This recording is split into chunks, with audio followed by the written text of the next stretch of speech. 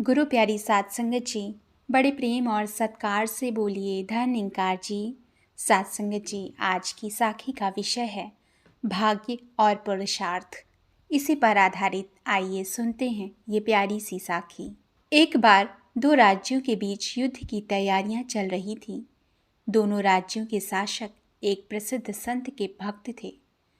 वे अपनी अपनी विजय का आशीर्वाद मांगने के लिए अलग अलग समय पर उनके पास पहुंचे। पहले शासक को आशीर्वाद देते हुए संत बोले, तुम्हारी विजय निश्चित है। दूसरे शासक को उन्होंने कहा, तुम्हारी विजय संदिग्ध है। दूसरा शासक संत की यह बात सुनकर चला आया, किंतु उसने हार नहीं मानी और अपने सेनापति से कहा, हमें मेहनत और पुरुषार्थ पर विश्वास करना चाहिए, इसलिए हमें जोर शोर से तैयारी करनी होगी। दिन रात एक करके युद्ध की बारीकियां सीखनी होंगी। अपनी जान तक को झोंकने के लिए तैयार रहना होगा। इधर पहले शासक की प्रसन्नता का ठिकाना न था। उसने अपनी विजय निश्चित जान ली। अपना सारा ध्यान आमोद प्रमोद व नित्य संगीत में लगा दिया। उसके सैनिक भी रंगरेलियां मनाने में लग गए। निश्चित दिन पर युद्ध आरंभ हो गया। जिस शासक को विजय का आशीर्वाद था, उसे कोई चिंता ही ना थी। उसके सैनिकों ने भी युद्ध का अभ्यास नहीं किया था। दूसरी ओर जिस शासक की विजय संदिग्ध बताई गई थी, उसने व उसके सैनिकों ने दिन रात करके युद्ध की अनेक बारीकियां जान ली थीं।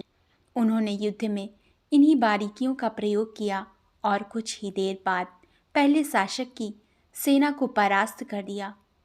अपनी हार पर पहला शासक बौखला गया और संत के पास जाकर बोला, महाराज, आपकी वाणी में कोई दम नहीं है। आप गलत भविष्यवाणी करते हैं। उसकी बात सुनकर संत मुस्कुराते हुए बोले, पुत्र, इतना बौखलाने की आवश्यकता नहीं है। तुम्हारी विजय निश्चित थी, किंतु उसके लिए मेहनत और पुरुषार्थ भी तो जरूरी था। भाग्य भी हमेशा कर्मरत और पुरुषार्थी मनुष्यों का ही साथ देता है, और उसने दिया भी है।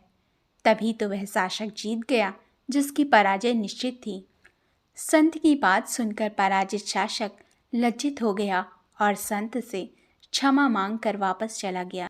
गुरु प्यारी साध संगत जी, कहने का भाव कि भाग्य भी उन्हीं का साथ देता है जो कर्मरत और पुरुषार्थी होते हैं।